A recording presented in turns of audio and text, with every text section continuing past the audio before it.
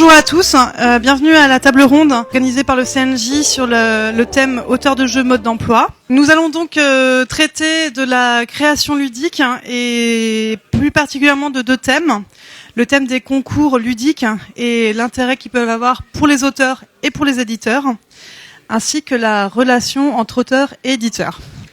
Et nous finirons cet échange par des questions du public, donc vous pourrez poser vos questions directement à mes intervenants, sachant que je vous demanderai de bien parler dans le micro parce que c'est enregistré. Merci beaucoup. Je vais laisser la parole aux intervenants. Je vais leur proposer de se présenter. Et puis après, on commencera avec les sujets si nommés. Merci. Donc, je vais commencer par me présenter. Je m'appelle Adrien Martineau. Je travaille chez Desofondeurs depuis un peu plus de 7 ans maintenant. J'ai commencé surtout par faire la partie commerciale, marketing en Europe.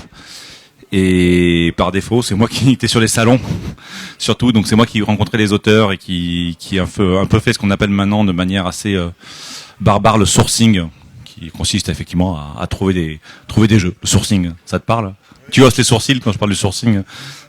Et depuis que Desofondeurs est passé chez Asmodée l'an dernier, je suis devenu directeur général de Desofondeurs et effectivement c'est moi qui en plus de ça fait la partie de développement des nouveaux jeux et des gammes existantes. Voilà. Bonjour, bonsoir. Charles Chevalier, donc je suis auteur de jeux. Voilà, je pense qu'on m'a invité ici parce qu'on a gagné Boulogne il y a, je crois, 6 ans. Et donc, ça a permis de démarrer une petite carrière d'auteur de jeux. Voilà. Non, ça marche pas. Bonjour, je suis Mathieu Despnous. J'ai créé en fait Cocktail Games il y a quelques années. Au départ, la société s'appelait Interlude, faisait de l'animation de séminaires d'entreprise autour du jeu. Et en 2001, on s'est diversifié dans l'édition de jeux de société avec l'idée de faire des petits jeux simples dont les règles se comprennent en 2 minutes et qui se jouent en 15. On sort une dizaine de jeux par an et jusqu'à présent, on n'a pas trop dérogé à cette règle. Voilà, et ça fonctionne plutôt bien.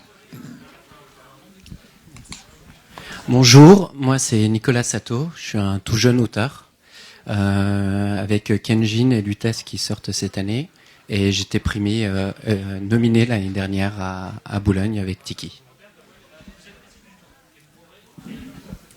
Merci beaucoup à vous en tout cas de participer à cette table ronde. Donc comme je disais, on va commencer à parler des concours de création ludique parce que vous le savez, ce week-end, il y aura demain la remise des prix du 34e concours de créateurs de jeux de société de Boulogne-Billancourt.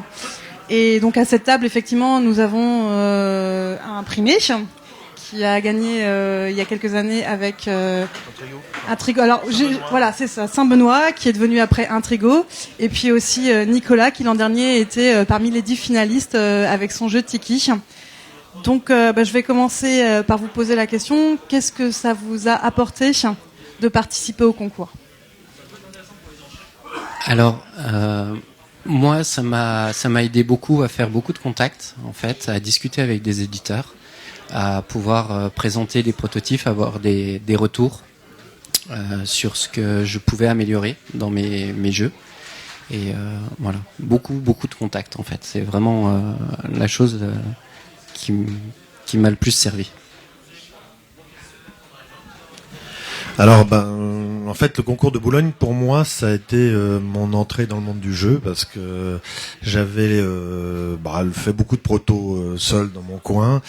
Et il y avait toujours l'envie depuis jeux et stratégie, donc les premiers jeux et stratégies que j'avais lus à l'époque, de participer à ce qui s'appelait le Pion d'Or, je crois.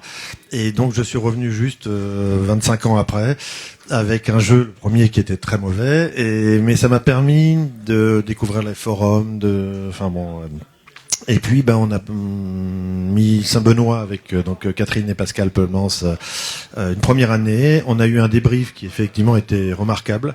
En gros, il pointait les choses à changer. Il se trouve qu'on avait déjà changé ça et donc on l'a renvoyé une deuxième année en se disant bon, voilà, on a fini notre boulot, le jeu est fait. Et donc on a eu un coup de fil à l'époque de, je crois que c'était Gaëtan, qui nous a dit qu'on avait gagné, et donc le jour même on a eu 3 coups de fil et on a répondu oui au premier, et c'était les éditions Asgard avec un certain monsieur Erwan Asquet qui est devenu Bombix. Voilà, donc c'est comme ça qu'on commence une collaboration. Et donc, pourquoi en fait y participer? Quel était l'intérêt pour vous d'y participer? Pourquoi avoir peut-être pris le risque ou avoir voulu y participer plutôt que faire tourner le prototype, par exemple, sur des festivals? Je pense que vous le faisiez aussi. Alors en fait, j'ai tout fait. L'année dernière, je l'ai inscrit mon jeu sur tous les concours que je pouvais. Et j'ai fait le tour de tous les festivals. Je me suis dit, je vais essayer à fond pendant 1 an. Et du coup, j'ai été nominé sur 3 concours avec le jeu Tiki. Et puis voilà, ça m'a permis de le signer. Et puis de faire beaucoup de rencontres pour proposer aussi d'autres prototypes que j'avais aussi dans le sac. Merci. En fait, le concours de Boulogne est un peu le maître étalon, on va dire, de la création en France. C'est pas une question, c'est pas parce qu'on est ici que je le dis en dehors aussi. C'est tout simplement le plus vieux concours de création de jeux. Je crois qu'il y a peut-être Venise avec Colovini là qui organise, mais c'est pas aussi désintéressé, j'ai envie de dire, que Boulogne, dans le sens où derrière ce sont des éditeurs qui organisent, alors qu'ici l'avantage que ce soit une structure hors édition permet de primer aussi des jeux abstraits qui sont, on va le dire, quasiment inéditables, mais parce qu'il y a un intérêt intellectuel dans la création.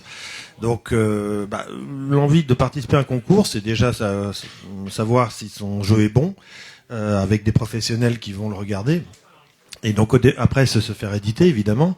Et j'ai même participé, j'en avais parlé avec Mathieu il y a quelques années, 1 ou 2 fois derrière, parce que je trouvais la démarche de certains auteurs primés comme Laurent Escoffier, Ludovic Viala, qui reviennent pour, on va dire, conserver le niveau du concours. Et je trouvais ça assez joli comme idée de dire, effectivement, il y a ceux qui vont dire on va prendre une place si jamais on est primé et autres. Mais ça garantit aussi, je dirais, que les jeux qui continuent de gagner Boulogne ont un niveau, voilà. Donc je trouvais ça assez sympathique. J'ai participé, je crois, 1 ou 2 fois. Et d'ailleurs, je n'ai pas gagné les années suivantes, comme quoi. Mathieu, Adrien, pour vous, donc après, quel est pour vous, en tant qu'éditeur, l'intérêt du concours? Quel intérêt vous y voyez? Et comment est-ce que vous fonctionnez avec un tel concours? Alors, déjà l'intérêt, c'est qu'on a des bonbons Haribo. Et ça, à la maison, comme on n'a plus le droit, c'est pas mal. Alors, il y a un très grand intérêt à Boulogne et les concours en général, mais on va parler de Boulogne parce qu'on est ici, et puis pour tous les éditeurs français, c'est celui qui est le plus proche et le plus simple à appréhender. C'est effectivement, en tant qu'éditeur, on reçoit un nombre de soumissions de prototypes qui est absolument hallucinant. Donc on les reçoit par les gens qu'on croise sur des salons, on les reçoit par Internet, on les reçoit par Facebook, par Twitter, par Instagram, on les reçoit par d'amis d'auteurs qui sont d'amis. Donc c'est vraiment le nombre de canaux pour accéder aux éditeurs est très très important. Et il y a des gens qui deviennent un peu des auteurs un peu professionnels ou semi-professionnels, qui se professionnalisent en tout cas, comme Charles, qui, maintenant qu'ils nous connaissent, arrivent à nous contacter très facilement et arrivent en plus à comprendre nos besoins. C'est-à-dire que quand Charles vient me présenter un prototype, il sait qui on est, il sait ce qu'on a fait, et donc il va axer sa présentation et son jeu sur ce que je vais rechercher. Donc il sait qu'il va me présenter plutôt un jeu familial, entre 2 et 4 joueurs, qui va durer un peu moins d'1 heure, avec peut-être du joli matériel. Donc il a cette connaissance-là. L'intérêt pour nous en tant que justement qu'éditeur, c'est que Boulogne va servir à nous présenter les jeux de jeunes auteurs qui n'ont pas forcément cette connaissance, cet accès-là. C'est-à-dire qu'il y a plein de talents de création ludique qui sont là aujourd'hui, qui savent pas comment rentrer en contact avec nous, parce que de fait, quand on envoie une demande par le site web ou quelque chose comme ça, ça va beaucoup plus lentement que quelqu'un qui me téléphone. Et souvent, les gens ne savent pas quoi nous montrer. Enfin, moi, ça m'arrive dans des salons de prendre des jeunes auteurs et il va me présenter par exemple 15 jeux et dans les 15 jeux, il n'y en a aucun que je vais vouloir éditer. Pas parce qu'ils sont mauvais, mais parce qu'aucun ne correspond à mes besoins ou à ce que je veux éditer. Et Boulogne a pour moi l'intérêt de dire, ils vont avoir combien de prototypes, combien de soumissions? 106. Donc sur les 106 jeux qu'ils vont recevoir, ils vont effectivement en élaguer. Et moi, quand je viens à Boulogne, les gens qui s'occupent du concours me connaissent et vont me dire, ah ben effectivement, celui-là, c'est quelque chose qui peut aller dans ta gamme. Celui-là aussi. Voilà, celui-là, je te le présente pas parce que c'est, par exemple, c'est un jeu abstrait et moi je fais pas de jeux abstraits. Ainsi de suite. Donc c'est vraiment une espèce d'entonnoir qui va permettre justement à beaucoup d'auteurs, de quelque part d'être aiguillés vers les bons éditeurs. Donc pour nous en tant qu'éditeur, c'est vraiment utile d'avoir une présentation qui va durer une demi-journée avec les bons jeux qui sont effectivement bien ciblés, plutôt qu'effectivement voir une centaine d'auteurs, ce qui va nous prendre un temps indéterminé et qui fera ça fait perdre du temps aux auteurs aussi. Hein. Quand on a un auteur qui vient nous voir et qui nous présente les mauvais jeux, parce qu'il sait pas lesquels on cherche, ça fait perdre du temps aussi à l'auteur. L'auteur sur un salon, il a de quoi se faire une quinzaine, vingtaine de rendez-vous. S'il vient me voir et que je lui fais perdre une heure, je suis autant désolé pour lui que pour moi. Donc l'intérêt effectivement de Boulogne, c'est ça, c'est cette sorte d'entonnoir à idées, quoi. Alors moi j'ai beaucoup de sympathie pour Boulogne. Je trouve que c'est un super concours. Le souci, c'est que ici, les jeux qui sont présentés sont assez peu souvent en fait des jeux qui entrent dans notre ligne éditoriale, à une exception prête qui a été éditée, parce qu'on est sur du jeu familial plus, voire du jeu de gamer, voire du jeu de stratégie. Donc je ne trouve pas forcément chaussure à mon pied, ce qui est pas très grave, parce que ça me permet aussi de voir des auteurs, de discuter avec eux.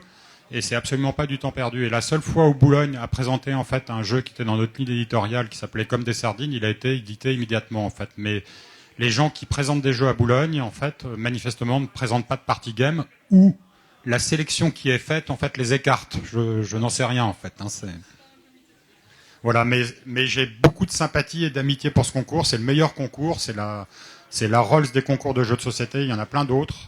Mais voilà, être là en fait, c'est le concours du jeu de société, en fait, sans aucune hésitation en matière de création ludique, c'est le meilleur concours qui soit.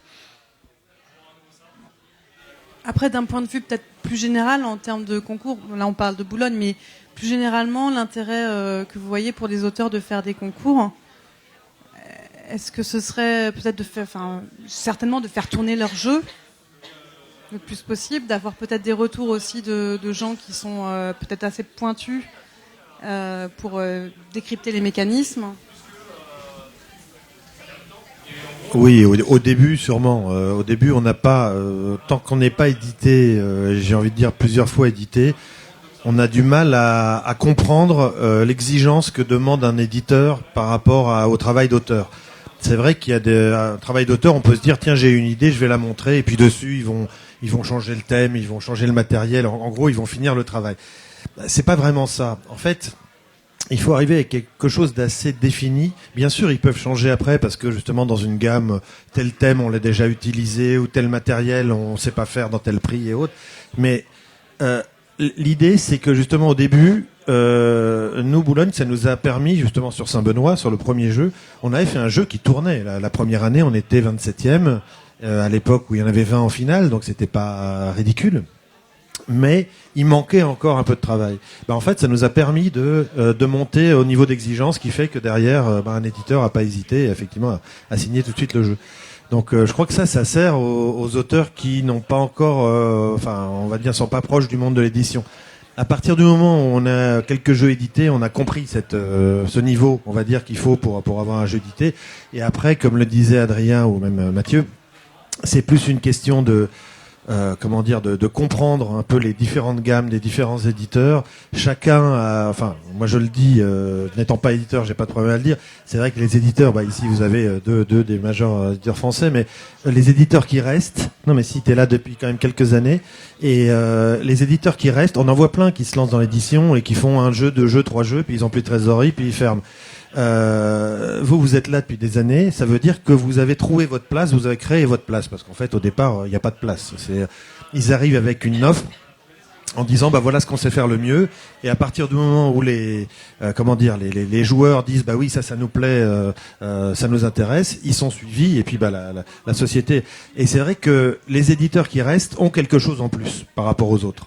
Ils apportent justement quelque chose en plus. Et ça, on ne peut l'avoir que justement en les rencontrant sur des salons, Il doit avoir un jeu à me présenter, je pense, en fait. Non, on l'a déjà fait ensemble. Bon, mais voilà, ça remplacera quand même pas les contacts. Justement aujourd'hui, c'est vrai qu'on se retrouve souvent sur les salons, ici à Boulogne, et ce sont devenus des copains parce qu'à force de les voir, et on fait plein de choses ensemble, plein de salons en Allemagne, aux États-Unis. Mais c'est nécessaire. C'est nécessaire pour justement comprendre un peu quels sont leurs besoins, leurs envies aussi. Moi, je discute, alors autant avec Mathieu, évidemment, on a développé ensemble ici Londres, et je crois que moi j'en suis très content, et je pense toi aussi.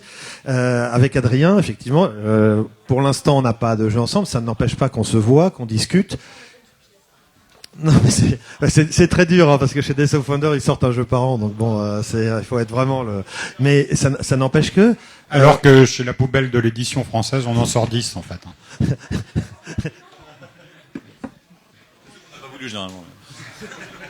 C'est les ce que tu dis est assez intéressant sur il y a une relation entre un auteur et un éditeur qui évolue au fil du temps. Il y a tous les auteurs confirmés connaissent les éditeurs, les croisent, se recroisent. Donc quand je croise Charles, on discute et puis il me dit je suis en train de bosser sur ce truc-là, c'est une idée comme ça. Et comme je connais bien Charles, je peux lui dire ouais, écoute, c'est une chouette idée, tu devrais continuer un peu à bosser là-dessus, puis en faisant un peu comme ça, et puis voilà. Ça aboutira ou ça aboutira pas, on ne sait pas. Mais il y a quelque part un accès facile de la part de ces auteurs-là à des éditeurs pour en discuter sur de la mécanique, de la thématique, et ainsi de suite.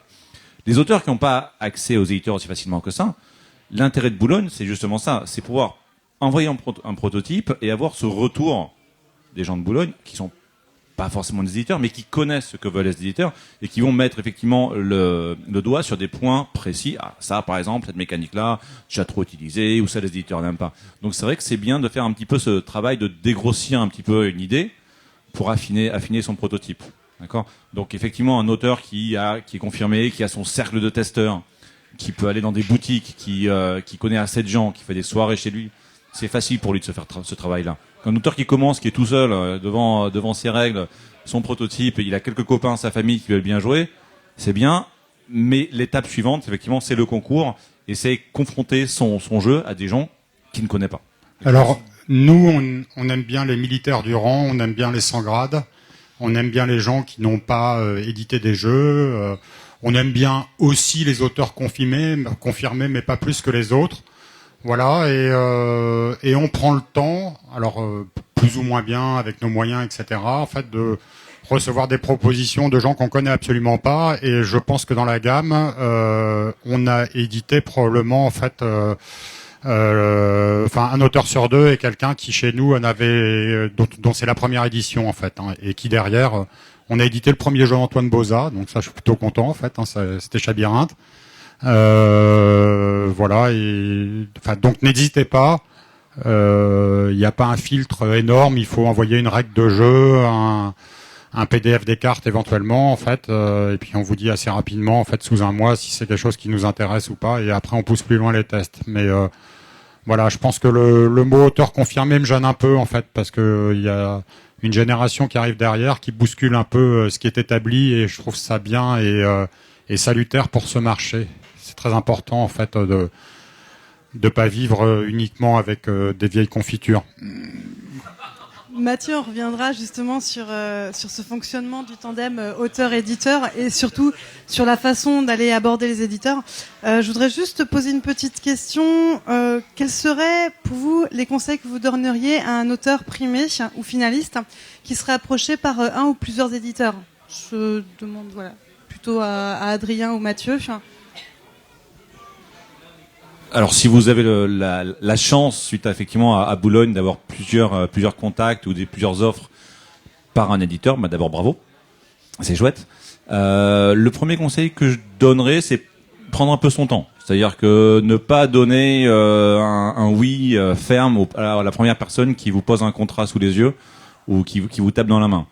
La plupart des des éditeurs qui viennent voir les jeux à Boulogne sont plutôt des éditeurs, on va dire, plutôt sympathiques et à qui vous pouvez avoir plutôt confiance. Donc, personne ne sera là pour vous arnaquer, a priori, je pense. Donc, quelqu'un qui vous dit, voilà, j'ai un contrat, réponds-moi demain ou c'est mort. Non, vous pouvez dire, attends, patiente un petit peu, c'est le début du concours, d'autres personnes ont joué à mon jeu, m'ont dit que c'était chouette, laissez-moi le temps un petit peu effectivement de reprendre contact par mail après, de rediscuter, de voir quelques contrats, et puis je vous donne une réponse sous 3 semaines, un mois. Je veux dire, ça suffit amplement. Voilà, pas de précipitation. Alors après, si vous avez une superbe offre, je vous empêche pas de signer, bien sûr. Mais voilà, sachez, s'il y a beaucoup de gens qui sont intéressés, c'est que vraiment il y a beaucoup de gens intéressés. Donc faites-les patienter un petit peu, pas trop non plus, parce que ça peut les énerver. Mais moi, quand un auteur me dit, non, j'ai d'autres offres, je réfléchis un petit peu, je suis en contact d'ici une quinzaine de jours quand j'ai fait le tour de la question. C'est pas un souci. Je veux dire, j'ai pas besoin de signer un jeu demain. C'est pas ça qui nous fera mettre j'allais dire la porte sous la clé, mais c'est la clé sous la porte. Je dirais à peu près la même chose qu'Adrien. Je crois qu'il faut donner son jeu à celui qui en a le plus envie. C'est un peu comme les élections présidentielles, c'est celui qui a le plus envie, en fait, qui est souvent élu. Et pour un jeu, c'est un peu la même chose, quoi. Si l'éditeur a vraiment envie de votre jeu, il va vous le dire. Il va vous faire des propositions qui vont vous plaire. Il va se projeter. Voilà. Et après, c'est important de bien sentir la personne avec qui vous allez signer. N'hésitez pas à poser des questions. Il y a pas de sujet tabou. Voilà. Si je peux me permettre juste ma propre expérience, c'est vrai que quand on a eu le coup de fil de Gaëtan en disant vous avez gagné Boulogne donc 2009, c'est vrai qu'on a eu 3 coups de fil dans la même journée et n'ayant pas pour moi à l'époque être édité c'était un truc, c'était le jackpot quoi. Et donc on a dit oui au premier, c'est-à-dire qu'on n'a pas réfléchi. On a de fait c'est devenu mon éditeur pas de référence mais enfin un peu quand même, il a sur 16 jeux en 5 ans, il en a sorti 5, 6. Donc mais c'est vrai qu'il y avait 2 heures plus tard, Sébastien Pochon m'appelait et ça aurait pu être aussi intéressant d'aller chez lui. Et il y a un Allemand aussi qui m'a envoyé un mail. Bon, vous savez, c'est vrai que attendre ça, je sais pas ce que j'aurais choisi d'ailleurs et si ça aurait été bien ou pas, mais mieux. Mais comment dire, la chance de ce concours, c'est justement d'être suivi, les gens connaissent la valeur des jeux qui gagnent, et donc ça veut dire que derrière vous avez des éditeurs ayant pignon sur rue, de renom, qui vont s'y intéresser. Alors que sinon, c'est vrai que quand on n'est pas connu, quand on a un jeu qui n'a pas fait ses preuves, c'est plus difficile, on va dire, d'obtenir un contrat, quoi. Ça serait bien que mon voisin de droite parle un peu, si on pouvait lui poser des questions. Alors, pour moi, la création de jeux, c'est vraiment un loisir. Donc, il y a un autre critère qui rentre en compte, c'est la relation avec l'éditeur. Si j'apprécie la personne ou pas. Mais ça, c'est personnel. Si j'aime la maison d'édition par rapport à la gamme qu'elle fait, c'est sûr que si j'ai le choix, si un jour ça m'arrive, je choisirai par rapport au coup de cœur de la maison d'édition. Je pense que ce qui est assez important, c'est il y a effectivement le premier critère qu'on voit dans un contrat, c'est le niveau de royalty par exemple. On dit celui-là il me fait 7% alors que lui il fait 8, ou celui-là il fait 6. Ça c'est un critère. Attention, je pense que c'est un des critères les moins importants en fait sur un contrat avec une maison d'édition. Ce qui est important, c'est effectivement vous renseigner, se demander quel est cet éditeur, quelle est sa renommée, quel est son marché. Est-ce que c'est un éditeur qui fait des jeux qu'en France? Ou est-ce qu'effectivement c'est plutôt en Europe, plutôt dans le monde? Est-ce que c'est un éditeur qui va peut-être effectivement me supporter sur des extensions, des choses comme ça? Effectivement, se renseigner un peu sur la portée un peu d'éditeur. Et ça, c'est là où je pense aussi le CNJ peut vous aider. Les gens qui organisent le concours connaissent bien le marché, auront plutôt un avis plutôt neutre et objectif sur la question. Donc, si vous avez plusieurs offres, discutez avec les gens qui vont vous aider pendant le concours et demandez-leur effectivement ce qu'ils en pensent. Quel est pour eux l'éditeur avec lequel votre jeu fonctionnerait le mieux, quoi. C'est-à-dire qu'il faut effectivement voir un peu tout ce qu'il y a derrière. Après il y a toute la notion de distribution aussi. Quels sont les distributeurs qui distribuent les jeux de cet éditeur-là, quelque chose qui est assez important. Il y a beaucoup de facteurs. Alors je dis pas que sur votre premier contrat vous allez pouvoir prendre en compte tous les facteurs et décider en fonction de ça, mais essayez effectivement de vous renseigner un petit peu et demander de l'aide si vous avez besoin.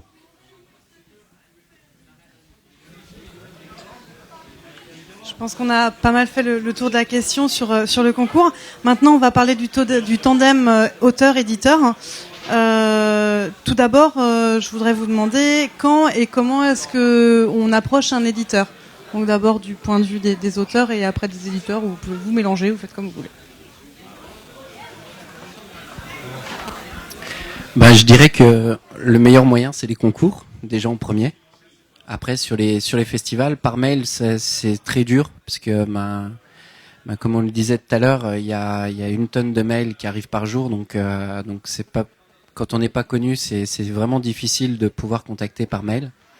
Donc pour moi, le meilleur moyen, c'est de rencontrer vraiment physiquement sur les concours, sur les festivals, et voilà. C'est ce que je faisais à l'époque aussi. Donc j'ai fait effectivement ce concours pour sortir, on va dire. À partir du moment où on a 1 ou 2 jeux édités, c'est vrai que ça change beaucoup, comme le disait Adrien tout à l'heure. Je vois Mathieu, Adrien sur tous les festivals. Donc si je veux leur présenter des jeux, je leur envoie un mail et je leur demande un rendez-vous, parce qu'ils ont évidemment des calendriers pleins. Et quand même, sur un festival, t'as pas beaucoup de temps de libre, donc et en fait ça devient, on va dire, un semi-professionnalisme, c'est-à-dire que quand on arrive, là je vais aller à Essen, j'ai une 20aine de rendez-vous, et le reste du temps c'est donc effectivement avant je pouvais même, à un moment j'en ai même pris plus, c'est-à-dire que j'allais systématiquement, je dis pas chez tout le monde mais pas loin, et aujourd'hui je me borne entre guillemets à ceux qui seraient susceptibles de distribuer mes jeux. Ce qui est parce que je vois bien dans leur gamme, dans leur qu'il y a des éditeurs chez qui ça sert à rien d'aller. Et donc à partir de ce moment-là, on passe notre temps sur les festivals à faire des rendez-vous toutes les heures. Et puis le reste du temps, c'est les jeux sortis. On fait de la promo, on répond aux journalistes. Voilà.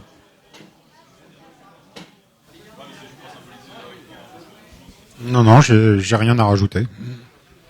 Moi, je vais juste rajouter que, attention, on ne prend pas que des jeux d'auteurs confirmés, ni professionnels, ni machin.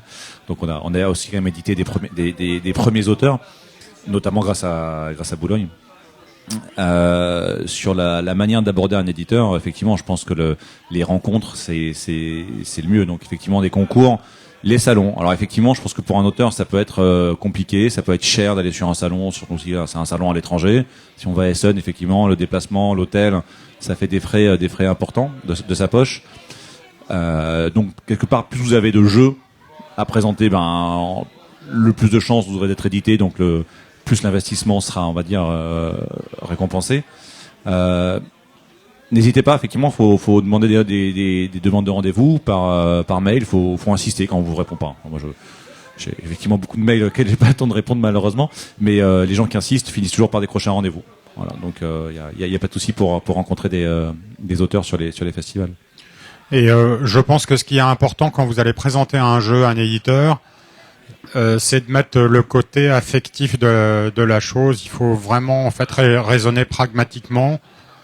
Ça peut être assez dur en fait, mais si vous faites trop d'affectif, c'est-à-dire que si vous fondez tous vos espoirs sur un éditeur et que ça fonctionne pas, la déception sera à la hauteur de l'attente. Donc c'est vraiment important, voilà, de faire ça de manière assez cartésienne et après voilà, ce que l'éditeur va dire, en fait, c'est pas du tout la science exacte, c'est le point de vue d'une personne à un moment donné et qui sera pas, et on vous dira exactement l'inverse en fait au rendez-vous d'après. Donc voilà, pas trop d'affectif par rapport à ça en fait. C'est pas parce que ça marche pas chez un que ça va pas marcher chez l'autre. Par rapport à ça, c'est vrai qu'il faut dire que c'est aussi difficile pour un éditeur des fois de dire non à quelqu'un et que la personne en fait qui le reçoit. Donc c'est la notion d'affect est important. Moi, ça m'est arrivé d'avoir rencontré des auteurs, des jeunes auteurs, venir nous présenter un prototype. Ils étaient sûrs que c'était un prototype pour nous, de passer une demi-heure dans mon bureau à Essen par exemple, et à la fin c'est non. Et on sent que ça le peine les gens. Donc on est encore une fois on est désolé si on vous dit non. C'est juste qu'on pense que par rapport à la société qu'on représente, le jeu ne rentre pas dans ce qu'on veut faire, dans ce qu'on peut faire. C'est effectivement, ça peut être un point de vue avec une sorte de connaissance de notre société et de notre marché, mais c'est un jugement finalement qui est pas très très personnel, quoi. C'est vraiment un jugement assez objectif par rapport à des contraintes derrière, d'autres contraintes. Donc il faut vraiment essayer de pas avoir d'affect par rapport à ça. C'est dur, mais je pense que c'est important. Si je peux me permettre, ce que tu disais sur l'affect, c'est valable aussi quand un jeu est sorti. Aujourd'hui, à l'ère des réseaux sociaux, des forums et autres, il y a des gens qui viennent donner des avis définitifs, on va dire, sur des jeux qui sortent. Il faut réussir à prendre du recul parce que sinon on en prend vraiment plein la poire et bon, voilà.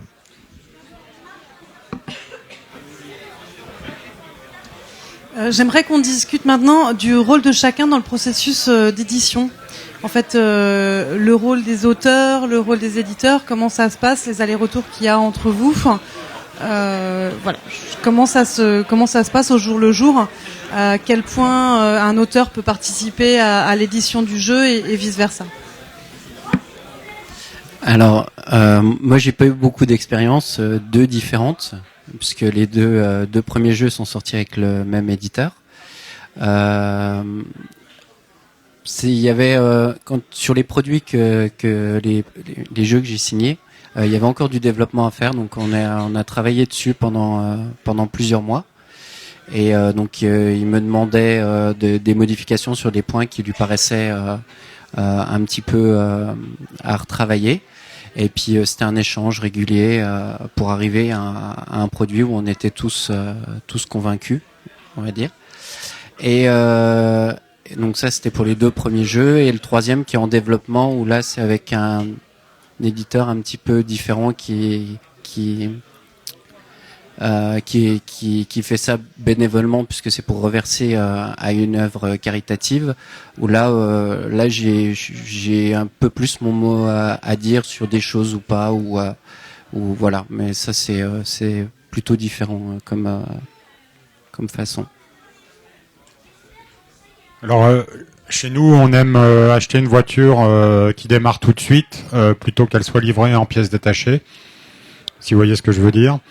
Ce qui veut dire que on aime bien avoir un jeu qui tourne.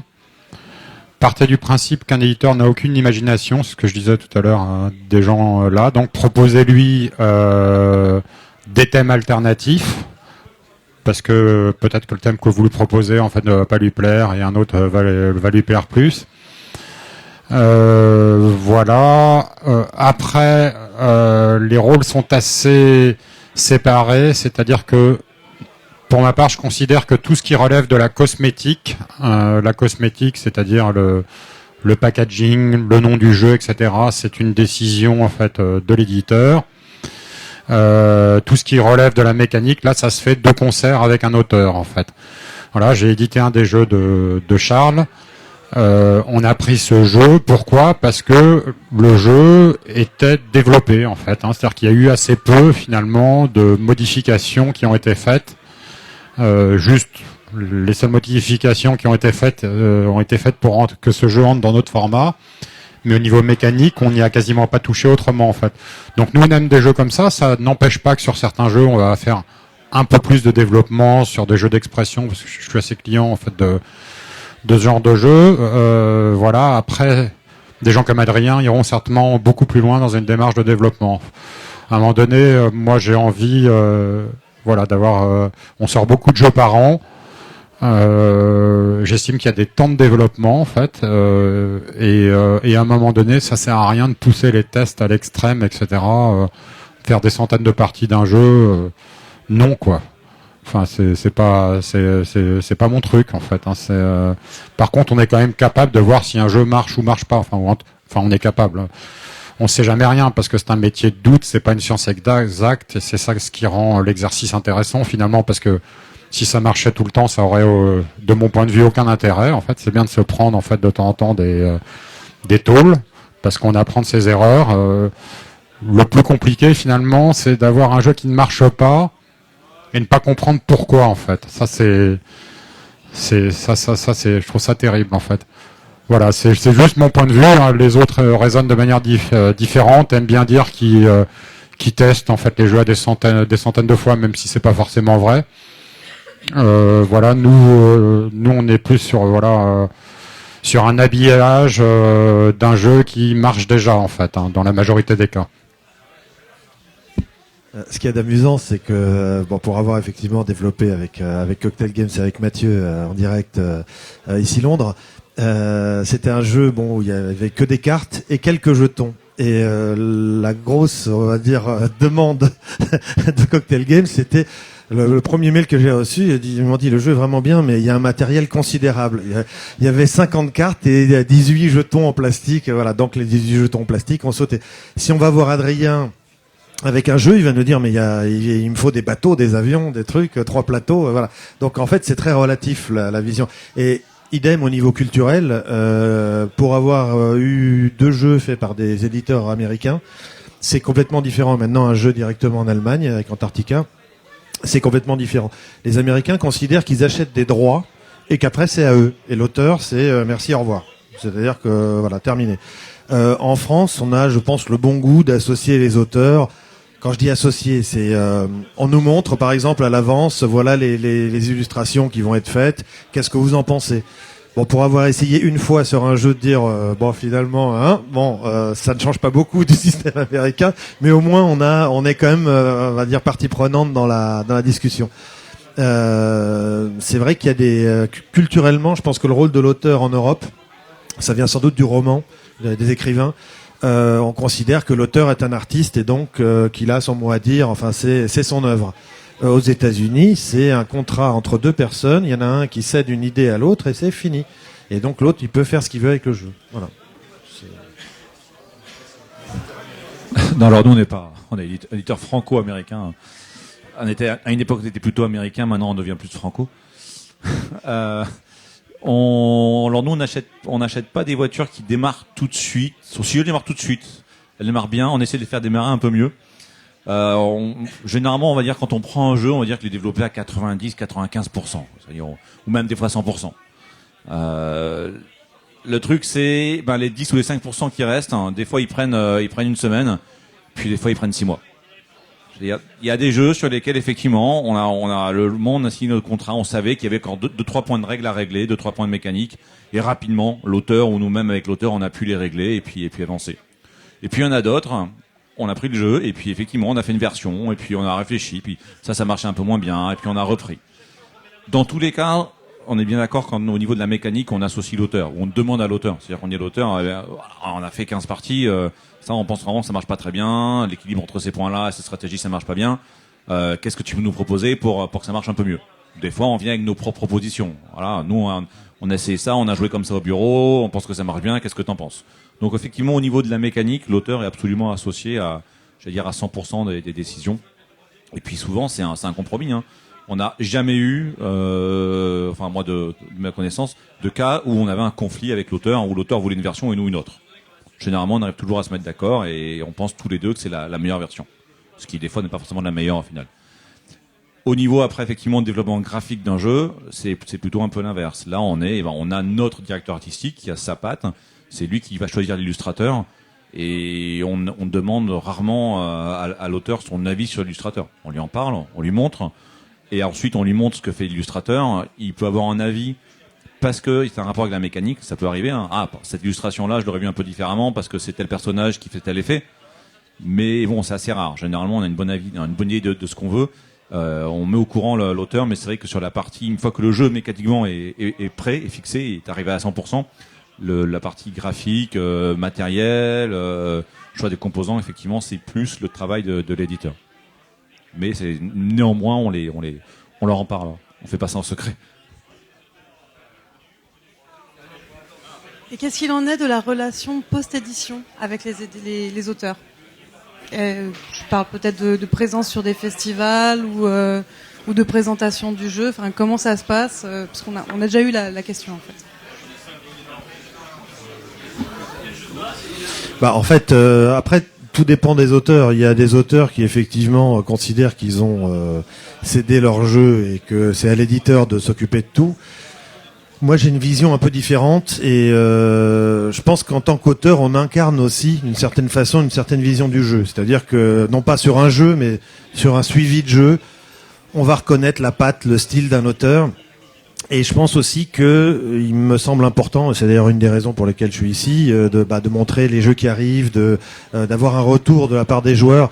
Et ça, je pense que certains éditeurs le voient et l'apprécient. Voilà. C'est pas obligatoire, c'est pas écrit dans un contrat noir sur blanc, mais il me semble absolument nécessaire d'être présent. Sur certains jeux, on réussit même justement à créer un engouement, un buzz, comme on dit, parce qu'on présente le jeu, les gens voient qu'on a envie, qu'on y a travaillé, qu'on est. Voilà. Après, il y a d'autres jeux forcément, il y a 4000 sorties en comptant les 2400 Kickstarter par an. Donc, c'est sûr qu'aujourd'hui, pour se frayer une place, il faut travailler. Et la communication n'est pas la dernière des choses d'un auteur. Enfin, je pense la dernière des tâches d'un auteur. Alors, moi, je suis en plein dedans, en fait. Les jeux viennent de sortir et du coup, je commence à faire les festivals pour les présenter avec l'éditeur. Donc, j'ai pas encore beaucoup de recul dessus. Mais la seule chose que je peux dire, c'est que ça fait vraiment plaisir. Donc, pour l'instant, j'en profite.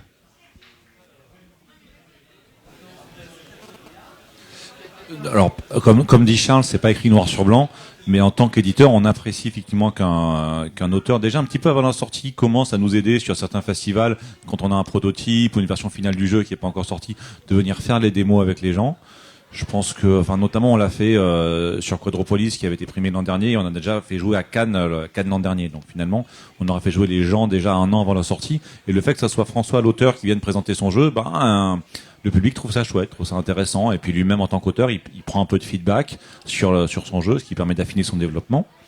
Et puis après, effectivement, une fois que le jeu est sorti, de pouvoir venir avec son éditeur, faire des salons. Alors, si vous êtes sur un éditeur, généralement, il va vous inviter à venir justement à Essen ou éventuellement aux États-Unis ou à un autre salon pour venir avec lui et aller sur un peu des tables de démo VIP des fois dans des salons. Alors, à Gen Con, ils font tout un truc où il y a des tables VIP, on peut jouer avec l'auteur, faut réserver, donc c'est chouette. Et puis je pense que, comme dit Nicolas, je pense que d'avoir les réactions du public, des gens qui jouent à votre jeu et puis qui se lèvent en disant c'est super et tout, et puis qui courent à la boutique d'à côté pour en acheter une caisse, je pense que ça doit faire plaisir. Donc faut pas hésiter à faire comprendre à son auteur ou à son éditeur, son futur éditeur, qu'on sera là pour l'aider pour la communication, même si en effet c'est pas quelque chose qui est défini par un contrat. Donc c'est du relationnel et je pense que si ça se passe bien, vous aurez envie de l'accompagner.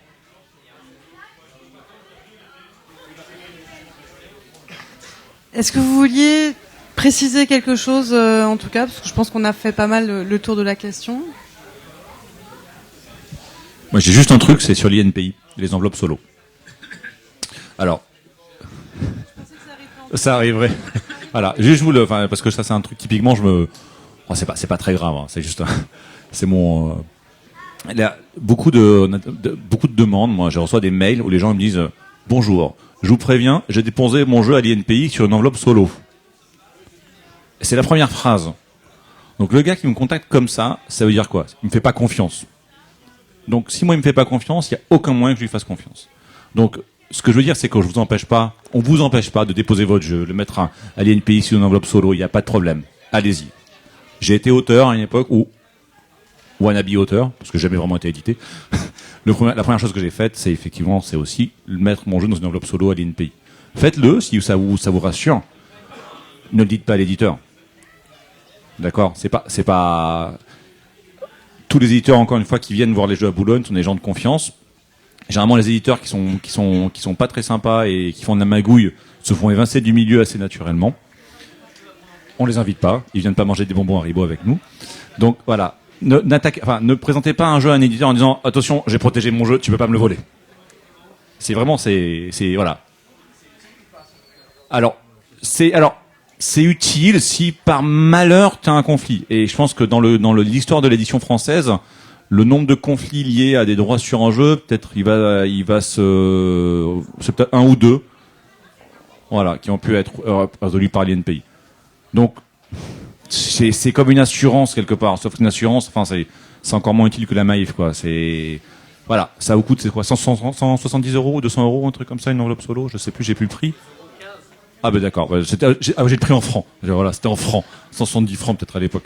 Mais voilà, donc si ça vous rassure, c'est plus pour vous rassurer à la rigueur. D'accord.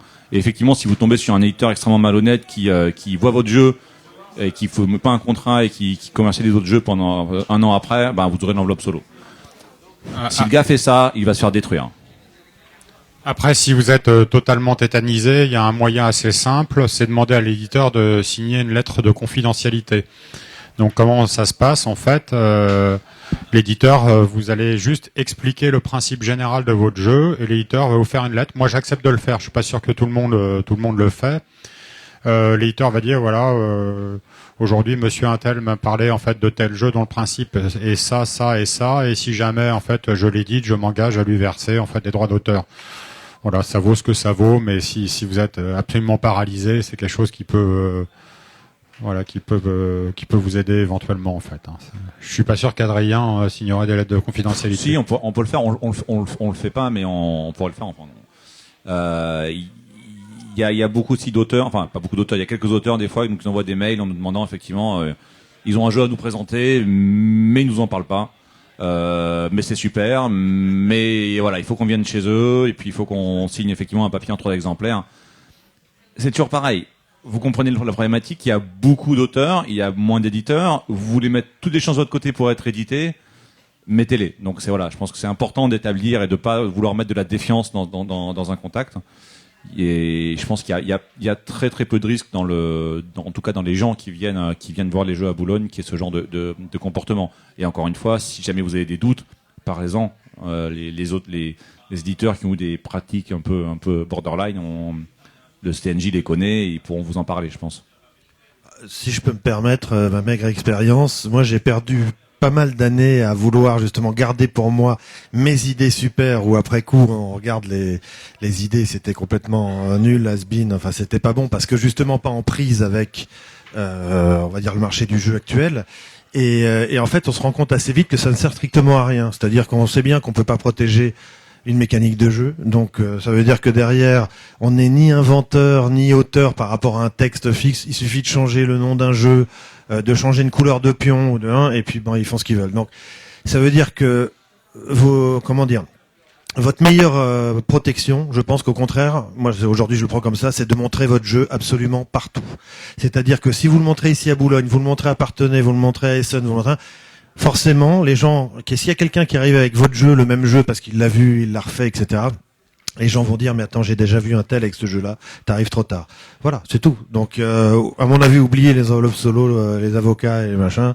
Faites tout pour que votre jeu sorte le plus vite possible s'il est sortable, entre guillemets, s'il est bon, et le reste c'est de la littérature.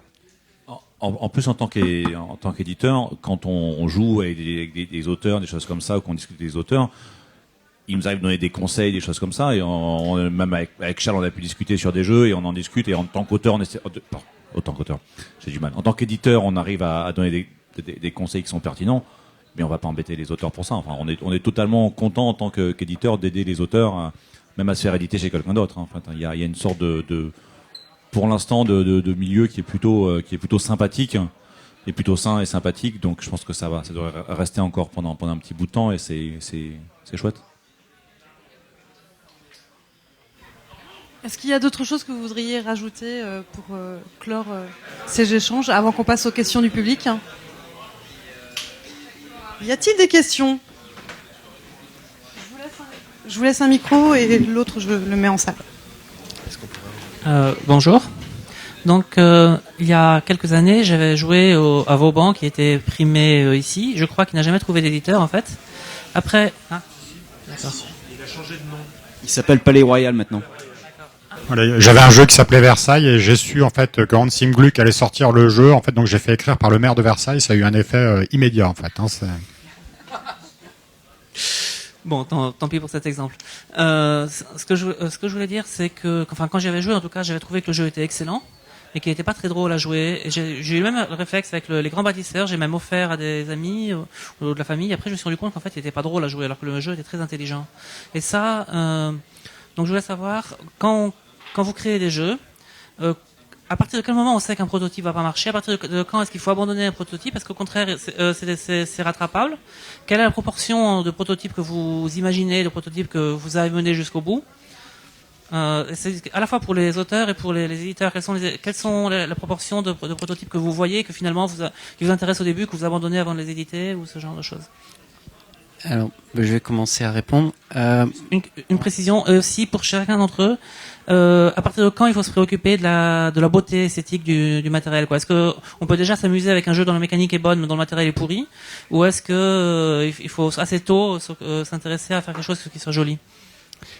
Alors, par rapport au nombre de prototypes déjà, moi je dirais qu'il faut pas s'enfoncer dans une idée et puis parce que de toute façon on trouvera pas forcément la réponse tout de suite. Des fois elle arrivera beaucoup plus tard.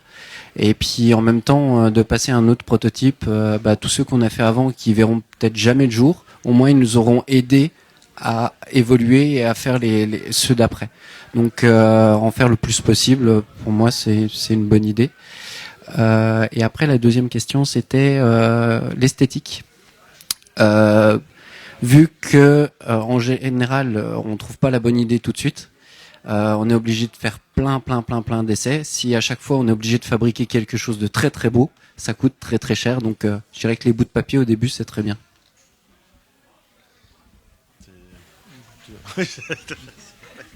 Bon, Mathieu ayant des haribots dans la bouche, je vais essayer de répondre. Non, en fait, à partir du moment où on se met en mode de création de jeu, je dirais que c'est une espèce de permanence, de veille permanente où on a des idées un soir. Donc des idées, on peut en avoir plein. On la trouve super géniale et puis on se réveille le lendemain matin, on regarde ce qu'on a écrit et bon, c'est pas bon. Donc en fait, oui, on en jette plein et à un moment, il y a des idées par contre où on va se dire tiens, là il y a quelque chose justement que soit j'ai pas vu ailleurs, soit j'ai bon. Et après, il y a des phases de test qui font qu'on voit bien. Moi, ce que j'aime bien faire, je l'ai fait encore cette semaine sur Paris. On m'a invité une association et avec, j'avais 6 jeux. Laurent était là. Et donc, alors, sur les 6 jeux, il y en a 5 qui vont sortir. Donc, forcément, ils ont été au moins agréés par un éditeur. Donc, ils risquent de pas être si mauvais que ça. Non, mais la question, je vais dire pourquoi. C'est que il veut savoir la question, c'était quand est-ce qu'un prototype est bon. Et c'est très simple. Tu les mets sur des tables. Et je peux te dire, je l'ai déjà fait plusieurs fois. Et tu expliques la règle une fois pour chaque table et tu les laisses jouer. Et à partir de ce moment-là, tu vas te rendre compte au bout d'une heure et demie, il y a 3 tables qui marchent du feu de Dieu et les autres sont abandonnées. Voilà. Ta réponse, elle est là. Sur le premier aspect de la question, on a discuté avec des personnes tout à l'heure là-bas. Je pense que déjà, quand tu fais tourner un proto pendant quelques années et que tu as rencontré plusieurs éditeurs, tu fais plusieurs festivals et ton jeu n'a toujours pas trouvé preneur, c'est pas forcément qu'il est mauvais, mais c'est quelque chose qui va pas. Donc, moi, le conseil que j'ai, c'est de le mettre de côté et de bosser sur autre chose. Encore une fois, plus tu bosses sur différents jeux, plus les idées d'un jeu vont aller vers l'autre, vont se croiser, et tu vas travailler sur le travail d'auteur quelque part. Donc, tu vas te mettre dans un processus où tu as plusieurs jeux, et donc voilà. Je pense qu'il faut pas... Rares sont les cas, je pense, d'un auteur qui a eu une idée, elle a marché tout de suite, il a trouvé un éditeur et il est devenu riche. Voilà, ça je pense que c'est rare et ça va être encore de plus en plus rare. Donc si ça trouve pas preneur rapidement, faut définir ce que c'est rapidement, mais si tu as fait le travail d'aller voir des éditeurs qui t'ont tous dit non, et pareil sur les festivals, tu sens que c'est peut-être un peu mou, mais de côté, tu passes sur autre chose. Voilà, je pense qu'il faut pas hésiter. J'avais pas fini, attends. Alors, zut. Non, je vais passer sur l'autre aspect de la question, sur l'aspect graphique ou sur l'aspect beauté du jeu. En tant qu'éditeur, quand je reçois effectivement un prototype, ce qui m'intéresse, c'est qu'il soit fonctionnel. C'est-à-dire que si tu fais des cartes sur des post-it et que tes pions, c'est des jetons tout plats que j'arrive pas à attraper quand je joue, et voilà, ça va dégrader ma première expérience en tout cas de contact par rapport à ton jeu. Donc, ce qui soit important, c'est que c'est pas grave qu'il soit joli ou pas. Parce qu'en tant qu'éditeur, on peut faire l'abstraction. Parce que si en plus tu as déjà fait des graphismes, on va les changer, c'est sûr. On va prendre un dessinateur qu'on aime bien, on aura un directeur artistique dessus, on va le changer. Voilà. Mais il faut que j'arrive à tenir mes cartes en main, que ce soit pas trop petites, que les textes soient assez gros. Éventuellement, tu as déjà peut-être pensé à une petite iconographie qui fait que sur la carte, tu sais ce qu'elle fait plutôt que d'aller voir dans les règles qui font 15 pages à côté. Donc, pensez plutôt à l'aspect pratique du jeu. L'aspect esthétique, c'est pas trop grave. Si t'es pas graphiste, c'est pas grave. On a reçu des protos. Franchement, c'était des feuilles Excel. Enfin, c'était c'était fait sur du Excel. Il y en a qui font des protos sous Word. Il y en a qui font des protos sur AutoCAD, qui sont à cette table d'ailleurs. Donc voilà. Ce qui est important, c'est que j'arrive à jouer à ton jeu. Je puisse faire une partie jusqu'à la fin, sans perdre mes cartes. Oui, sur l'aspect matériel, c'est effectivement pas très important.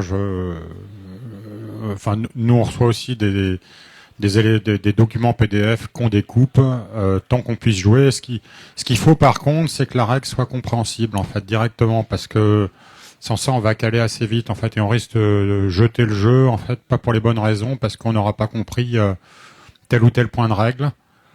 Et le problème, c'est qu'on a des dizaines de jeux derrière, donc à un moment donné, on peut peut-être passer assez vite parce qu'il y avait un point qui n'était pas clair. Donc voilà, essayez d'avoir une règle en fait qui soit le plus clair possible. Faites-la lire à votre voisin, généralement, enfin, ou en tout cas à quelqu'un de non complaisant, c'est bien en fait, hein, et pas des gens qui sont dans le process. Peut-être une autre question? Oui, bonjour. C'est pour compléter la question de monsieur sur la partie grille ou critères d'évaluation qui permettent de dire que notre jeu est fini, qu'on peut le présenter à un concours. Ce qui me surprend, c'est quand je vois des notations sur Internet, par exemple les Trick Track et autres, où je vois des jeux qui sont édités et qui sont notés nuls dans certaines catégories. Je me dis, mais comment l'éditeur a pu ne pas s'apercevoir dans ces critères que... C'est la vérité. Donc voilà, je me dis, est-ce que c'est vraiment un avis unique d'un testeur de Alors, Track je vais vous dire, nous très clairement, les jeux les plus mal notés sur Trick Track sont ceux qui se vendent le mieux chez nous en fait. Hein, enfin, ça marche pour notre gamme. Bon, après, ça arrive qu'on ait des jeux qui marchent bien, qui soient bien notés sur Trick Track. Mais les avis de Trick Track, pour moi, ne comptent pas, en fait. Et si on se fait toller sur un jeu, c'est plutôt bon signe, généralement, commercialement, en fait. Hein, voilà. Et donc, je peux donner quelques exemples. Des jeux comme Bluff Party, par exemple, qui est un joli succès commercial chez nous, en fait. Il est très mal noté sur Trick Track. Des jeux comme Rhythm and Bullet, qui est en fait la reprise d'un système public. C'est un jeu qui est mal noté sur Trick Track. J'avais aimé une critique, j'avais trouvé ça très drôle, le titre c'était We Will Escroque You, en fait. Hein, parce que ça reprend le rythme de We Will Rock You. Donc Trick Track, pour moi, c'est pas forcément un critère. Pas une référence. Ouais. Voilà. Quelle est la référence dans ce cas-là? Si on veut avoir une idée. Bah, j'en sais rien, c'est des gens qu'on connaît pas, qu'on fait jouer en fait pas forcément dans un milieu complaisant et qui apprécient le jeu. Voilà, c'est des critiques éventuellement qu'on peut lire en fait sur des Amazon ou des sites de ce type-là en fait, où là on a des gens qui sont pas du tout entre guillemets dans le sérail ludique. Parce que moi je m'en contrefous du sérail ludique. Hein, je vais le faire court et clair. Je fais des jeux pour tout le monde. Je fais des jeux pour tous les publics. Nous, on aime bien le gars qui dort dans le canapé, et c'est notre client prioritaire. On a assez envie, en fait, que la soirée s'articule autour de lui. Voilà. Donc l'avis de Trick Track, c'est pour ma gamme, en tout cas, c'est pas représentatif. Voilà. Après, si les gens de Trick Track aiment nos jeux, bah tant mieux. S'ils les aiment pas, tant pis, en fait. Plutôt grand public, notation de grand public, plutôt que jeux aussi spécialisés sur les jeux. Oui, c'est ça. Et puis après, bon, il faut aussi, oui, parce qu'on fait des jeux tout public, c'est notre cœur de cible en fait. Hein, c'est vraiment ça. Alors c'est un peu plus nuancé chez nous, mais de toute façon de fait, regarde, quand tu réfléchis, le jeu qui se vend le mieux aujourd'hui, c'est encore le Monopoly. C'est loin d'être le meilleur. Donc effectivement, le succès commercial, c'est ce qui intéresse effectivement de prime abord, plus que le succès d'estime l'éditeur. Donc si succès commercial il y a, on s'en moque des notes, on est absolument d'accord. Nous, je pense que même chez nous, chez des offrandeurs, c'est pas forcément les jeux les mieux notés qui ont les mieux marchés. Après, il y a des fois, même en tant qu'éditeur, on se plante. Hein. Je veux dire, c'est arrivé de prendre un jeu, de s'exciter sur un jeu, de jouer entre nous, de jouer avec des gens qui sont autour de nous, d'écouter des avis, dire ah ça c'est super, ça va marcher. Et il y a quelque chose qui prend pas. Alors ça peut être parce que la sortie est au mauvais moment, on s'est planté sur le thème, on a foiré une règle, on a mis le jeu trop cher, il y a un élément du jeu qui est mal fait. On fait des paquets de plantage. Hein. Chez des offrandeurs, on a notre placard avec nos cadavres à l'intérieur. Ils sont là, ils y restent. Bon, heureusement, on a des trucs qui marchent pour qu'on puisse continuer à vivre. Mais en tant qu'éditeur, on se plante aussi parce que le jeu, ça reste un peu de l'art, donc il y a un peu de jugement personnel et puis il y a des décisions qui sont prises parce que on préfère bleu plutôt que rouge. Et effectivement, c'est dur à justifier derrière, c'est dur à dire, on s'est planté à cause de ça, mais on peut se planter encore. On essaie d'éviter, mais Alors peut-être pour préciser le fond de ma question, c'était de savoir est-ce qu'il existe des critères, s'ils sont très simples, mais 3, 4, 5 critères qui permettent de dire que son prototype est fonctionnel, marche et qu'on peut présenter à des concours, etc. J'entends la durée du jeu, par exemple, c'est un des critères. Je sais que les jeux anciennement, comme le Monopoly, pouvaient durer des heures. Là, je comprends qu'aujourd'hui, s'il dure 15 minutes, 20 minutes, c'est maximum, quoi. Donc, enfin, est-ce qu'il y a des standards comme ça qu'il faut respecter en termes... Et encore même pas là-dessus, parce que sur la durée du jeu, même si effectivement on a plutôt des jeux un peu courts, on reste encore cette année, aujourd'hui, avec des jeux qui peuvent être très très longs. Il y a quelque part le jeu familial un peu standard, ça va être un jeu qui va jouer de 2 à 4, voire de 2 à 5 joueurs, qui va durer une demi-heure, peut-être une 3/4 d'heure, voilà, maximum. Mais voilà, ça veut dire que tu vas t'adresser à un éditeur qui va éditer un jeu familial. Et rien t'empêche aujourd'hui, il y a encore des beaux succès d'édition sur des gros jeux de gamers qui durent 3 heures avec 3 arbres à l'intérieur. Et ça marche quand même. Et ça peut faire des très très beaux succès. Je sais pas combien il y a eu de Terra Mystica vendus ou de choses comme ça, qui sont vraiment des jeux de gamers. C'est, voilà, donc il y a, ça c'est plus l'éditeur que tu vises. Effectivement, si tu veux aller chez Cocktails, tu sais que ça sera plutôt du party game et plus il y a de joueurs et moins il y a de composants, on va dire, et voilà, ça ira. Donc nous c'est très simple, hein, c'est l'accessibilité, l'envie de rejouer qui est très importante, et puis une petite idée maligne et le plaisir autour de la table. Voilà, c'est aussi simple que ça en fait. Moi j'édite les jeux auxquels j'ai envie de jouer. J'ai pas de grille d'évaluation, on fait ça au feeling. Alors, comme disait Adrien tout à l'heure, on se plante, hein, même de temps en temps. En fait, c'est de plus en plus dur. Le marché est très exigeant aujourd'hui. Voilà, mais à côté de ça, il y a des jeux qui fonctionnent. En fait, voilà. Donc, je crois qu'il faut pas s'enfermer en fait sur des durées de jeu. Nous, effectivement, voilà, un jeu à la Terra Mystica, enfin, ça passera pas le cap on considérera presque que c'est une insulte, en fait, le mail, en fait, de nous envoyer un truc comme ça, mais, voilà, donc je crois qu'il faut cibler en fonction des éditeurs, enfin, de votre jeu, les bons éditeurs, enfin, les éditeurs qui semblent correspondre. J'allais un peu dire la même chose. C'est le choix de l'éditeur qui vraiment est important par rapport aux critères. En tant qu'auteur, le jeu, faut le défendre, donc il faut qu'il vous plaise. C'est le plus important pour l'auteur. Si vous cloisonnez avec des critères et que le jeu il vous plaît pas au final, allez le présenter à quelqu'un, vous aurez du mal à le défendre. Oui, je suis d'accord. C'est juste arrêter le développement du prototype. C'est à quand on se dit bon ben voilà, la mécanique marche, j'en fais pas plus.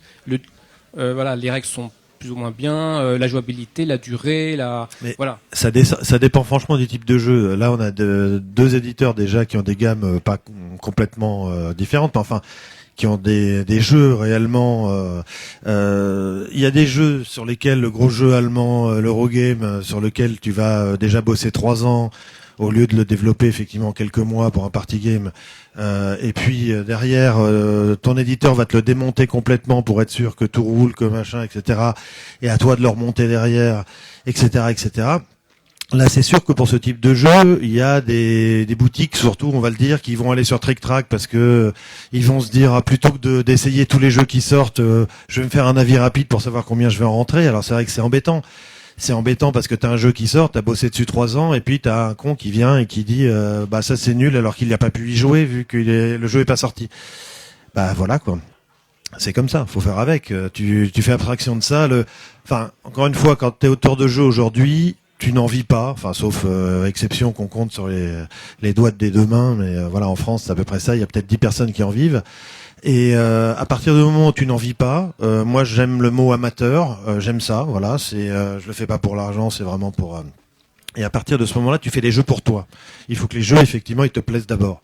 À partir du moment où toi tu considères que ton jeu il est fini, il est bon, tu le fais tourner, comme j'ai dit tout à l'heure, tu le balances sur une table, tu te mets à 3 mètres. Des fois c'est dur parce que tu vois les gens que soit les règles sont pas bonnes, soit ils font n'importe quoi. Mais quand ça commence à marcher, que ça tourne, et ben c'est bon, vas-y, faut pas hésiter.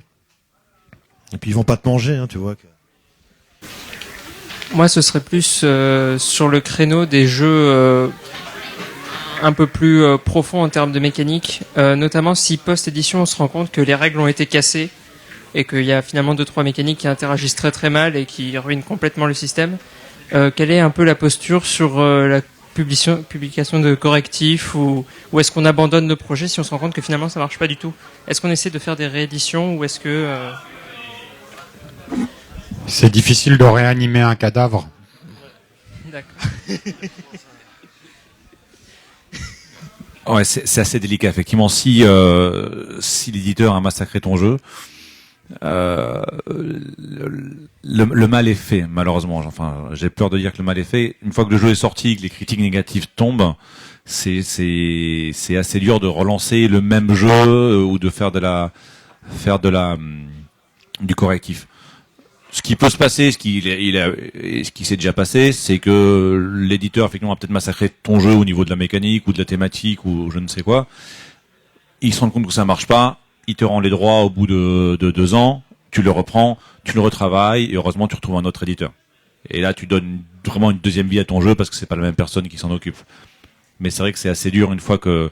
Il faut comprendre une chose, c'est qu'aujourd'hui, comme le dit Charles, le marché est très très dur. C'est-à-dire qu'il y a un nombre de nouveautés incroyables qui sortent par an. On sort un jeu et on sait très vite si ça a marché ou pas.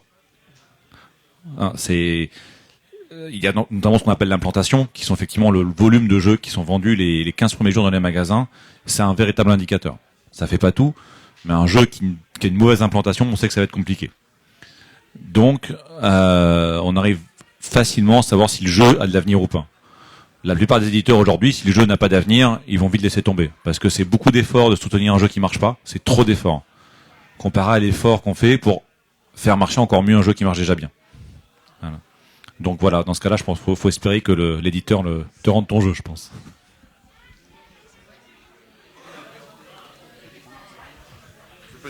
Excusez-moi, je vais poser une question. Je vais parler, on va dire, du cross-média, à savoir donc, aujourd'hui on a des jeux qui sortent en plateau, mais aussi en tablette. On a aussi des jeux de plateau qui se jouent avec des tablettes, avec des smartphones, où on a des compléments sur smartphone sur ce type de jeu. Est-ce que c'est sur ce type de jeu que vous désirez finalement développer ou est-ce que vous recherchez ce type de jeu ? Est-ce que finalement, ce cross-média est le jeu de société de l'avenir ? Alors, nous déjà, faut savoir que nous, quand on signe les droits d'un jeu, on les signe cross-média. Donc on signe les droits d'un jeu sur sa publication à carton dans le monde, et on signe aussi les adaptations digitales, ce que font pas forcément tous les éditeurs. Nous, on aime bien quand on sait qu'on va pouvoir adapter notre jeu sur tablette ou sur ordinateur. C'est pas forcément le cas de tous les jeux qu'on signe. Par exemple, si on prend Five Tribes, peut-être un jour on le fera sur tablette, on se rend compte que c'est pas forcément le jeu le plus facile à faire. Il y a des éditeurs, alors effectivement des éditeurs type Fantasy Flight Game ou d'autres éditeurs qui maintenant arrivent avec un peu des bridges, c'est-à-dire que c'est des jeux qui sont des jeux de société, mais ça demande une tablette ou un smartphone pour être joué, type XCOM. La plupart du temps, il faut savoir que ces projets-là, ce sont des projets qui sont initiés par les éditeurs. Parce que c'est lui qui contrôle la technologie. Cette technologie est disponible, et je vais chercher à développer un jeu là-dessus. Il va chercher des auteurs pour développer le jeu. Parce que peut-être il y a une licence derrière, quelque chose comme ça. C'est dur pour un auteur, je pense aujourd'hui, de faire un jeu carton. Je pense que c'est encore plus dur d'être aussi un codeur et de proposer en même temps la petite tablette qui va bien et l'app qui va bien. Donc, concentrez-vous sur le métier d'auteur de jeu de société.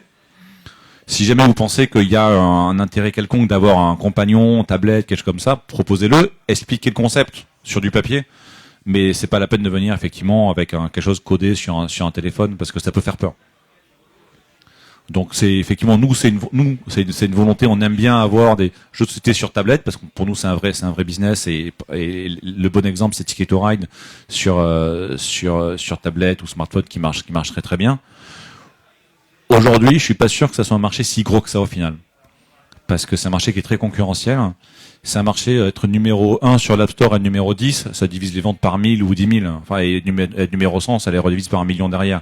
Donc c'est un marché qui est encore plus dur que le nôtre, où il y a un nombre de nouveautés qui est très important. Donc nous, on a plutôt tendance à sortir un jeu en carton, et si ça fonctionne bien, arriver à un nombre de ventes, 200, 300, je sais pas, 400 000, et de là, passer sur une version tablette. Aujourd'hui, c'est un peu dur de lancer un jeu sur tablette, sur carton en même temps et d'espérer un succès. Parce qu'un développement numérique, ça prend, et nous on fait des petits développements, on est une petite équipe, ça nous prend déjà 5 personnes, 6 personnes pendant un an. Donc ça a un coût assez important.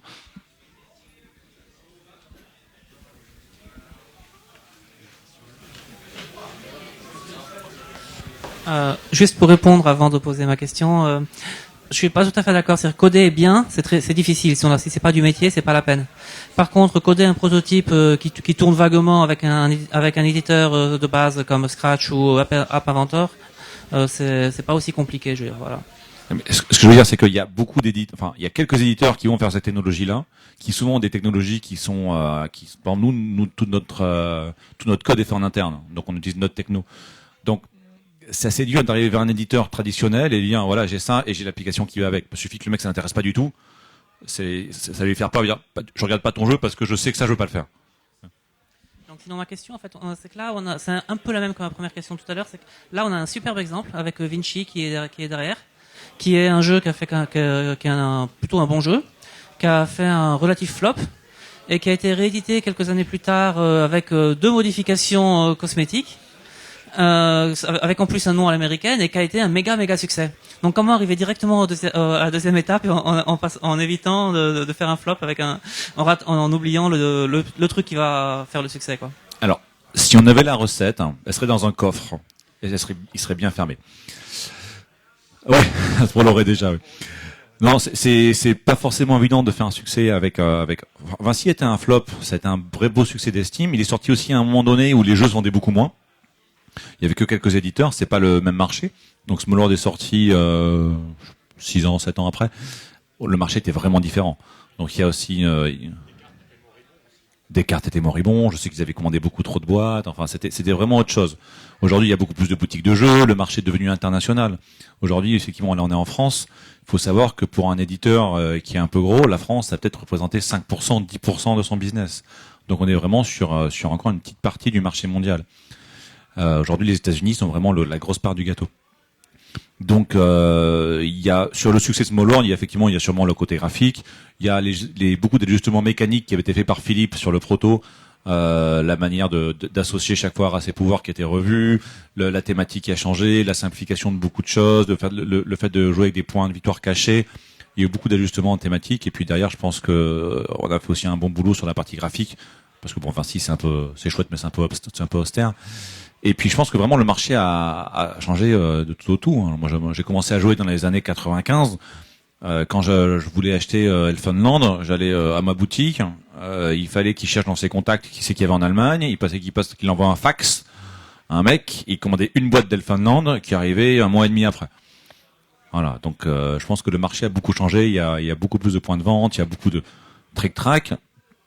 Et quelque chose qui, je pense que sur la propagation de l'information a beaucoup aidé. Il y a beaucoup de médias qui ont pu populariser notre hobby, notre métier. Donc c'est une grande partie du succès, c'est à quel moment ça a été édité, je pense. Moi, c'est une question très simple, puisque le thème de la table ronde, c'est auteur, mode d'emploi. Comment devient-on auteur? Sur quoi s'appuie-t-on pour se déclarer auteur? A-t-on un réseau de distribution? A-t-on un nombre de jeux? Qu'est-ce qui nous permet de se dire, on se lance en tant qu'auteur?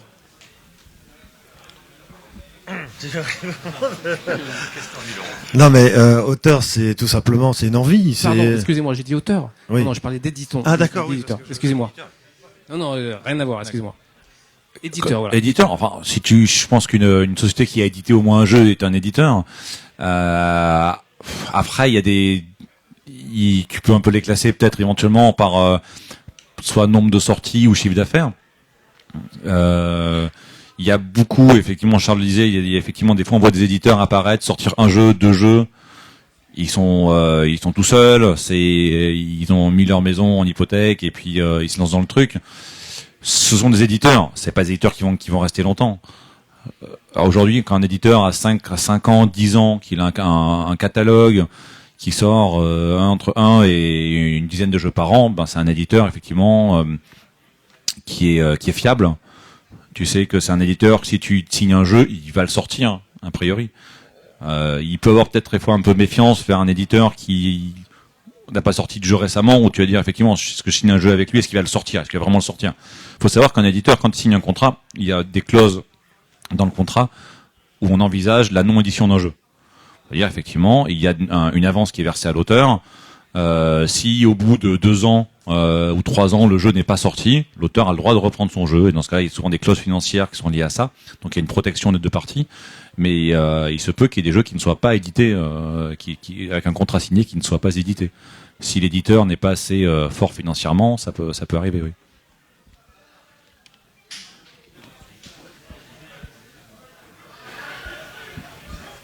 J'entends aussi, est-ce qu'un jeune éditeur peut avoir des chances de se faire racheter par un gros éditeur qui va racheter un fonds de commerce, une clientèle ou des jeux ou un catalogue de jeux qui peut rentrer dans son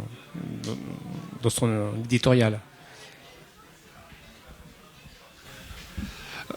Tout éditeur, qu'il soit gros ou petit, a des chances de se faire racheter. Quand tu vois que Asmodée rachète FFG, c'est quand même gros.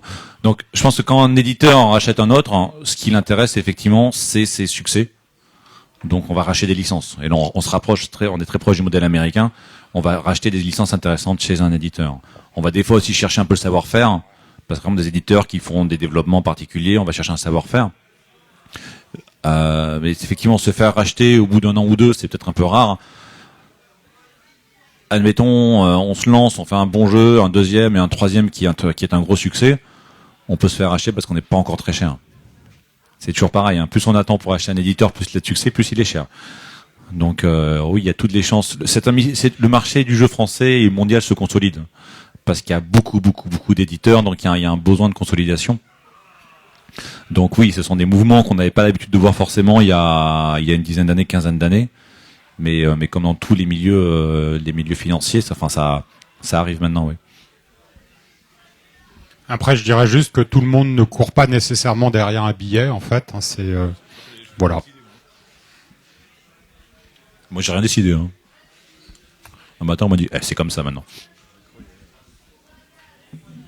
Pour revenir sur cette question, qu'est-ce que vous auteurs et vous éditeurs pensez de l'auto-édition, notamment appuyée par Kickstarter ou équivalent?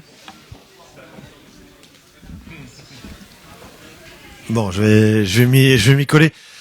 La question elle est simple, c'est que Kickstarter c'est devenu une espèce de panacée parce qu'on voit qu'il y a 3 ou 4 succès monstrueux et en fait on parle pas des 2400 flops tous les ans de gars qui effectivement vont vendre leur voiture pour lancer la campagne et puis derrière qui ne sont pas financés.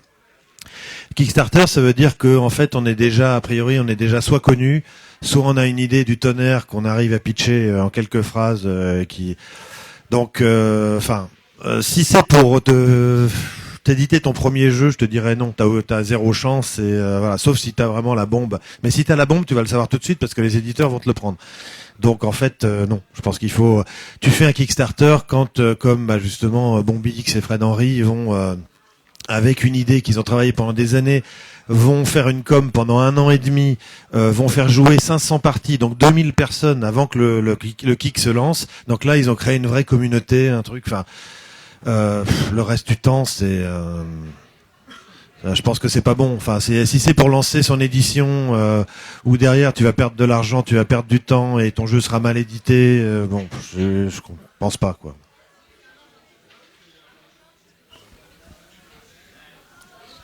En fait, on avait posé la question lors d'une précédente table ronde et justement on avait invité un jeune éditeur qui avait auto-édité son jeu et lui nous expliquait bien qu'en fait il avait eu recours à ce système. Lui, il était passé par Ulule pour mettre en place un système de précommande et simplement de précommande avec un objectif très bas, vraiment facilement atteignable, en suivant le fonctionnement précommande. Voilà. Et vraiment, il insistait sur pour le temps, il avait tenté l'expérience. Il insistait sur le fait que lui ne se serait pas lancé là-dedans autrement que par ce système-là. En fait, c'était trop de prise de risque. Je pense qu'il y a en effet 2 cas où Kickstarter est intéressant. La première, c'est le cas effectivement Conan, Zombicide. On est sur des projets qui sont tellement gros que déjà sur ces types de jeux, il y a des dépenses en termes de conception, de moules, de choses comme ça qui sont énormes pour un éditeur même qui est déjà un peu dans la place, pouvoir se rassurer sur le volume de vente d'un jeu à 100 $150 avec 40 figurines, c'est pas mal. Et ça lui permet effectivement de vendre des add-ons, des choses comme ça. Donc effectivement, je pense que c'est un modèle qui est intéressant. Et l'autre modèle, c'est effectivement les jeunes auteurs qui arrivent pas peut-être à trouver éditeur ou qui veulent se lancer parce qu'ils ont le goût de l'entreprise. C'est effectivement un bon moyen de trouver des financements. Après, c'était pas là il y a 15 ans, il y a 10 ans, mais il y a 10 ans, il y a quand même des sociétés qui se montaient. Il y a quand même des mecs tout seuls dans leur garage qui arrivaient à monter une société d'édition. Donc c'est pas nécessaire. C'est un moyen comme un autre. Il y a des gens qui ont des connexions, qui arrivent à trouver des gens pour leur prêter de l'argent. Il y en a qui en ont pas ou qui en ont moins. Donc Kickstarter, c'est un bon modèle. Par contre, c'est énormément de boulot. C'est effectivement, nous on l'a fait une fois pour un projet un peu particulier qui était une édition collector. On a passé un mois à faire que ça. Et puis effectivement, ça a eu des impacts pendant 2 ans et demi. Donc c'est un gros boulot. Si vous trouvez pas d'éditeur et que vous avez le sens de l'entreprise et le sens du marketing et de la communication aussi, parce que Kickstarter, faut mettre des mises à jour tout le temps, faut répondre aux questions sur les forums tout le temps, donc c'est beaucoup de temps. Allez-y, hein, c'est pas un problème. Est-ce qu'il y a une toute dernière question ou est-ce qu'on clôt? Ah, une toute dernière. On va rester, on va dire, sur le multimédia. Il y a d'autres médias de la création. Aujourd'hui, il y a des blogs, il y a des forums, il y a des sites même qui proposent d'héberger des prototypes. Est-ce que ce sont des médias que vous consultez ou est-ce que vous les ignorez complètement? Ou vous considérez que c'est pas le média que vous privilégiez, ou est-ce que en effet c'est des médias que vous allez consulter? Bah, à une époque, j'allais pas mal sur le forum de Trick Track, discussion sur la création ou Protozone. Moins aujourd'hui, je dois être honnête. Et après, les sites qui hébergent des prototypes, j'ai un peu regardé, mais j'avoue que je fais pas correctement mon boulot parce que je devrais peut-être y aller plus. Voilà. J'y vais pas du tout. C'est vraiment une question de temps. On n'a déjà pas le temps de voir tout ce qui vient vers nous. Donc il y a pas mal d'endroits où on n'a pas le temps d'aller forcément vers ces choses-là, quoi. Donc si vous voulez vous faire connaître, criez-le très fort. Eh bien, il me reste à vous remercier tous d'avoir assisté à cette table ronde, remercier surtout nos intervenants. Et puis donc je vous donne rendez-vous demain à 14h30 pour la remise des prix du 34e concours de création de Boulogne-Billancourt. Merci beaucoup à tous.